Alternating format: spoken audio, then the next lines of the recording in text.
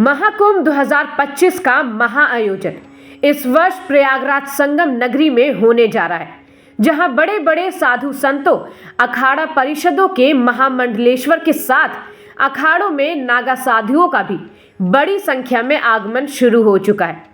इनकी जीवन शैली, इनका रहन सहन, पहनावा देखकर देश ही नहीं दुनिया भी इनकी चर्चा खूब करती है। ये कहां से आते हैं और कुंभ के बाद ये कहां चले जाते हैं, ये सवाल हर किसी के मन में होता है। ऐसे में आज हम आपको प्रयागराज के महाकुंभ मेले में आए नागा साधु के बारे में, आपको उनके साक्षात्कार के माध्यम से उनकी जिंदगी, उनकी तपस्या और भभूत को कैसे शरीर में धारण करते हैं, इसके बारे में आपको विस्तार से बताने जा रहे हैं। नागा बाबा हरीश गिरी की आप कहानी सुनेंगे तो आप भी जानकर दंग रह जाएंगे। नागा बाबा हरीश गिरी की उम्र 65 वर्ष है और इस कड़ाके की ठंड में पूरी शरीर में शमशान की भभूत लपेटे यहाँ संगम तट पर कुटिया में हरिद्वार से आ पहुंचे हैं। ये बताते हैं कि 12 वर्ष की उम्र में इन्होंने अपना घर परिवार त्याग कर नागा साधु के बीच में आकर रहने लगे। भगवान शिव को ये अपना इष्ट देव मानते हैं और भगवान शिव जी द्वारा धारण की गई शमशान की राख को प्रसाद स्वरूप लेप लगाते हैं। इस भभूत में ईश्वर की वो शक्ति है जिससे इन्हें ना ही ठंड का एहसास होता है और ना ही गर्मी का।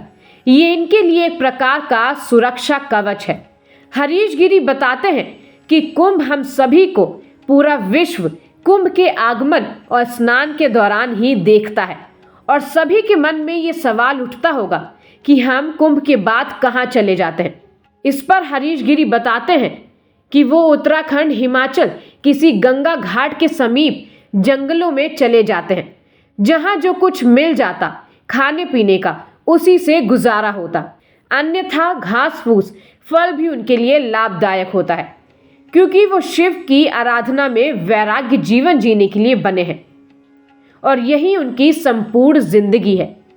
इस बार के कुंभ में हरीश गिरी आपको अलग अलग टोलियों में अपना कर्तव्य दिखाते और पूरे श्रृंगार में शमशान की राख लपेटे नजर आएंगे, जो साक्षात भगवान शंकर जी के आशीर्वाद के रूप में उन्हें प्राप्त हुआ है। वहीं हरीश गिरी ये भी बताते हैं कि जो अस्त्र शस्त्र उन्हें प्राप्त हुआ है, तलवार, भाला, त्रिशूल, ये सब किसी न किसी देवता या देवी के शस्त्र हैं, जो हम सिद्धि मंत्र जाप के जरिए इतना शक्तिशाली बना देते हैं कि ईश्वर के आशीर्वाद से अगर कोई सनातन धर्म पर आँच आए तो हम फिर इसे युद्ध के मैदान में निकालने से पीछे नहीं हटेंगे। हरीश गिरी बताते हैं कि उन्हें इसकी ट्रेनिंग उनकी शुरुआती जीवन नागा साधु के काल से उनके सिद्ध पुरुषों, संतों, महात्माओं के द्वारा प्रदान की जाती है। साल 2025 के महाकुंभ के महापर्व में इस वक्त हम आ पहुंचे हैं प्रयागराज में। यहाँ पर बड़े बड़े साधु संतों का, नागा बाबाओं का और अलग अलग पीठाधीशों का आना शुरू हो चुका है। हमारे साथ यहाँ पर महंत हरीश गिरी जी हैं, जो नागा बाबा हैं, जो जिग्नेर से आए हुए हैं, आगरा जिग्नेर से। और इनके शरीर पर आप देख सकते हैं भभूत लगा हुआ है पूरे शरीर पर, लटाएं जटाएं इनकी आप देख सकते हैं। हम इन्हीं से बात करेंगे और जानने की कोशिश करेंगे कि 1 महीने का जो इनका पूरा यहाँ पर वास होगा वो किस तरह से होगा। बाबा जी, न्यूज़ 24 पर आपका स्वागत है। किस तरह का आपका वास होगा यहाँ पर, क्या कुछ आपकी प्रक्रिया रहेगी पूजा पाठ की, माँ गंगा की आरती की, और जो आप शरीर में जो लेप लगाते हैं भभूत का, इसके बारे में कुछ विस्तार से हमारे दर्शकों को बताएं। जरूर बताएंगे। सबसे पहले सिद्ध गणेशाय नमः, ओम गजानन भूतगणं कपि जम्बू फलिचार, ओमा सुखम शोक विनाशकम, नवा वेंकटेश्वर पाश पंकजम। बोलो सिद्ध गणेश भगवान की जय। आप पूछो, तुम कैसे पूछना चाहते हो उसी हिसाब से मैं तुमको बताते चला जाऊंगा। सबसे पहले आपकी शरीर से शुरू करते हैं, जिस तरह का आपका जी, ये शमशानी भभूति है, जो हम सन्यासी लोग नागा बाबा जो हैं भभूति चढ़ा के शाही स्नान में भी जाते हैं। एक मिनट जरा बात चल रही है अगर भाई। शाही स्नान में भी जाते हैं और शाही स्नान के अलावा भी हम लोग भस्मी चढ़ाते हैं, क्योंकि भस्मी चढ़ा के अपने शिवदानी भोलेनाथ का, इष्ट देवता का, गजानंद भगवान का, गुरु महाराज का दिया हुआ मंत्र का जाप करते हैं। उससे आत्मा को शांति मिलती है और जग कल्याण के लिए ही भजन करते हैं। हम लोग सनातन धर्म के साधु हैं, सनातन धर्म के लिए भजन करते हैं। कुछ अगर भजन हमारे दर्शकों को आपके मुख से अगर कुछ सुनने को मिल जाए, कुछ सुना सके आप हमारे दर्शकों को, श्रद्धालुओं को भगवान शिव के। तो इसलिए हम, आप जो पूछ रहे हो, तो हम जग कल्याण के लिए ही तो भजन करते हैं, और जग कल्याण के लिए ही जप तप जाप जितना भी करते हैं, जग संसार के लिए करते हैं, पूरे विश्व के लिए भजन करते हैं, पूरा विश्व हमारा आनंद ले। सनातन धर्म जो है हमारा, जो है, ये सामने आपको ध्वजा दिखाई दे रही है, इधर देखो सामने ध्वजा दिखाई दे रही है, ये हमारे सनातन धर्म की है। श्री पंच दशनाम अवान अखाड़े की है ये। इस टाइम अवान अखाड़े में धूना पे बैठे हुए हैं, ये 13 मड़ी जगरामा परिवार की गद्दी पे बैठे हुए इस टाइम। किस तरह का आप जो भस्म लगाते हैं अपने शरीर पर, वो किस तरह का होता है? और ये मंत्र द्वारा लगाई जाता है जी। ये भस्मी जो चढ़ाई जाती है, मंत्र से चढ़ाई जाती है, मंत्र से ही पलटी जाती है। हाँ, क्या हर दिन ये लगाया जाता है जब आप स्नान? नित्य रोज जब स्नान होंगे, स्नान होकर तुरंत भस्मी चढ़ेगी। अगर हम डोल डाल जाएंगे संडास, तो हमको स्नान करना पड़ेगा, तुरंत भस्मी पर डालनी पड़ेगी, क्योंकि भस्मी शिवदानी भोलेनाथ की है। और इसको हमारे नागा सन्यासी इसको धारण करते हैं, दत्तात्रेय का जाप करते हैं। भस्म जो होता है, कई प्रकार के भस्म होते हैं, तो ये शमशानी भस्म आपने लगाया हुआ है? हाँ, ये शमशानी भस्मी है। ये शमशानी भस्मी काशी से आती है। उस काशी की भस्मी को हम लोग धारण करते हैं, जिसको काशी विश्वनाथ भोलेनाथ ने धारण करी है। उसी भस्मी को हम लोग सब, जितने भी नागा सन्यासी बहुत चढ़ा के बैठे हुए हैं, या वेश में जाते हैं, या फिर शाही स्नान में जाते हैं, ये जितने साधु संत हैं हमारे, वो सभी हमारे भस्मी चढ़ा के, तुम देखना, कहते ना कि नागा कहाँ से प्रकट होते हैं और कहाँ अलोप हो जाते हैं, तो यहीं प्रकट होते हैं और यहीं अलोप हो जाते हैं। मेरा सवाल यही था, आप सभी कुंभ के समय आते हैं सामने, सभी के देश दुनिया के सामने आते हैं, लेकिन उसके बाद विश्व के साधु, उसके बाद फिर आप लोग लुप्त कहाँ हो जाते हैं, कहाँ चले जाते हैं इतने समय के लिए, और वहाँ पर किस तरह से आप लोग रहते हैं? ऐसा है, हम लोग कुंभ के समय पे आपको कुंभ में नजर आएंगे, उसके बाद अपने अपने स्थानों पहुंच जाएंगे। कोई हिमाचल पहुंच जाएगा, कोई बद्रीनाथ पहुंच जाएगा, कोई केदारनाथ पहुंच जाएगा, कोई गंगोत्री, कोई जमुनोत्री।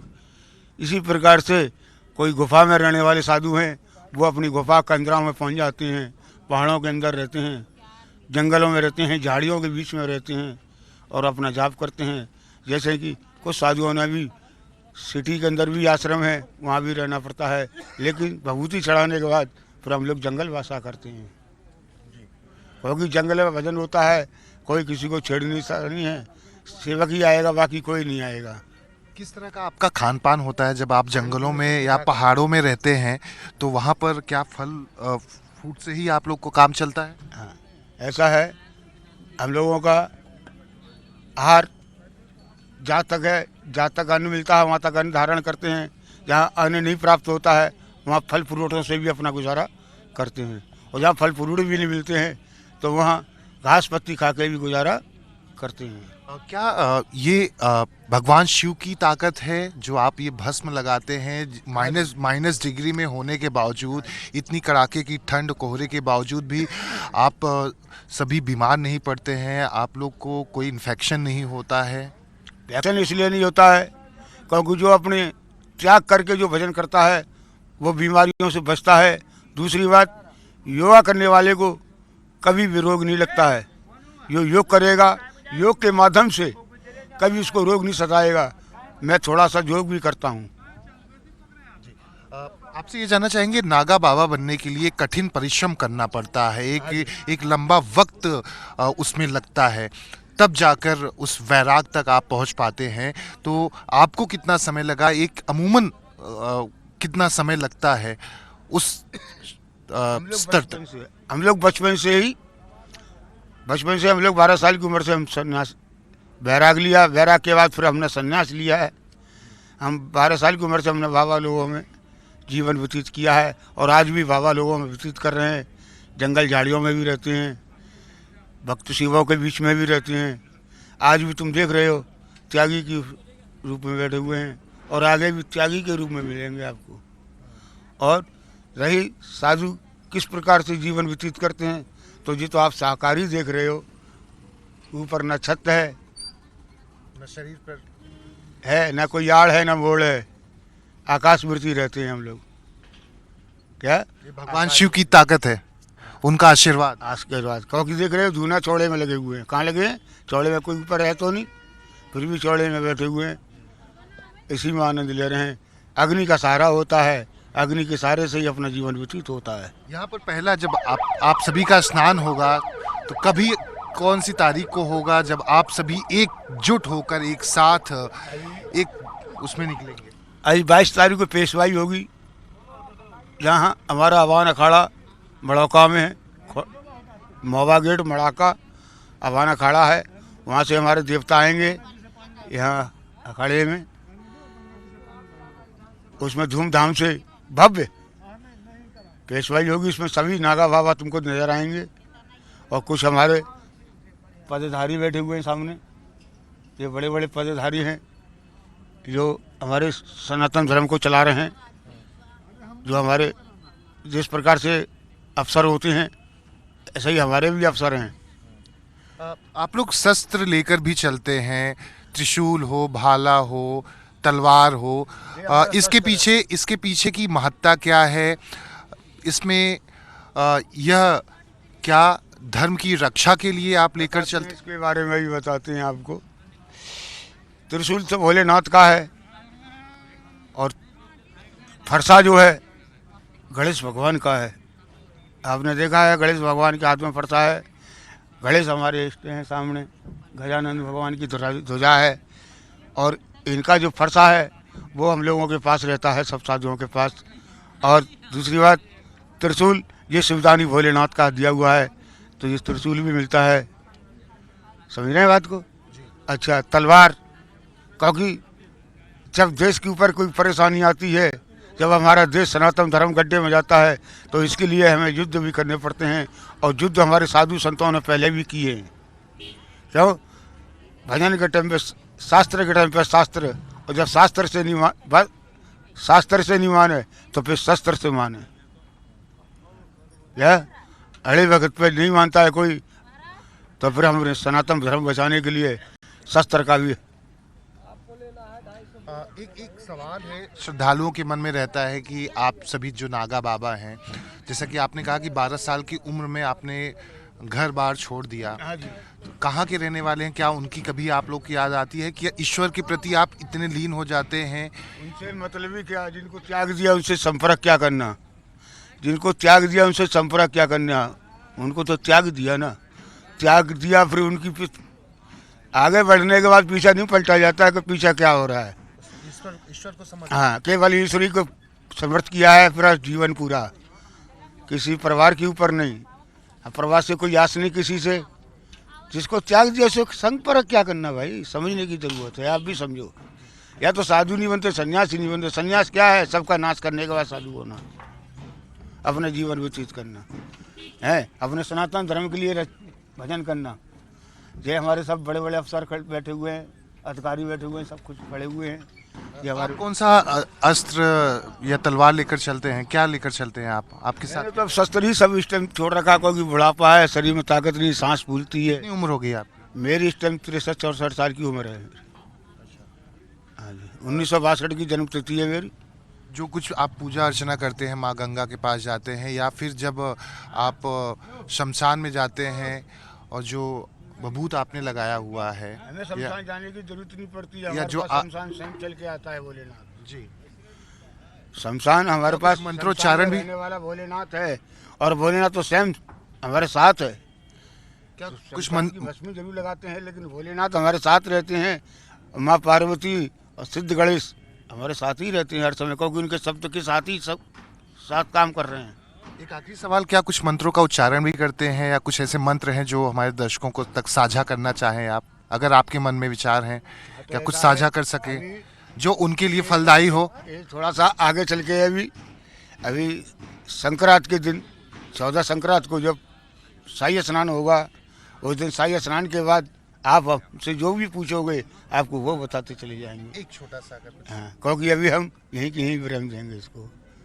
एक दो शब्द अगर कुछ कह सके, बता सके। वैसे जो परमात्मा के लिए हो जाता है वो ईश्वर का ध्यान लगावे, हरि कीर्तन का स्मरण करे और नमः शिवाय का जाप करे, उसका कल्याण होगा। कोई भी हो, ये नहीं कि शादी होकर गृहस्थी भी रहते हुए भी भजन कर सकता है, परिवार में रहते हुए। हम तो यह त्याग के हुए हैं, लेकिन गृहस्थी तो अपने परिवार में भी रह के भजन कर सकता है। धन्यवाद गुरुजी। जय हो, खुश रहो। ये थे महंत गिरिजी महाराज जी जो बता रहे थे कि कैसे ये सन्यासी बने, कैसे नागा बाबा बने और कैसे इन्होंने घर बार त्याग दिया, लेकिन घर परिवार के साथ भी रहकर आप ईश्वर की पूजा कर सकते हैं, भगवान शिव की पूजा कर सकते हैं। जैसा हालांकि इन्होंने घर बार जरूर त्यागा है, लेकिन ये सनातन धर्म के लिए, समाज के लिए और देश के लिए हमेशा पूजा अर्चना पाठ करते रहते हैं। कैमरामैन दीपक के साथ दीपक दुबे, न्यूज़ 24 प्रयागराज।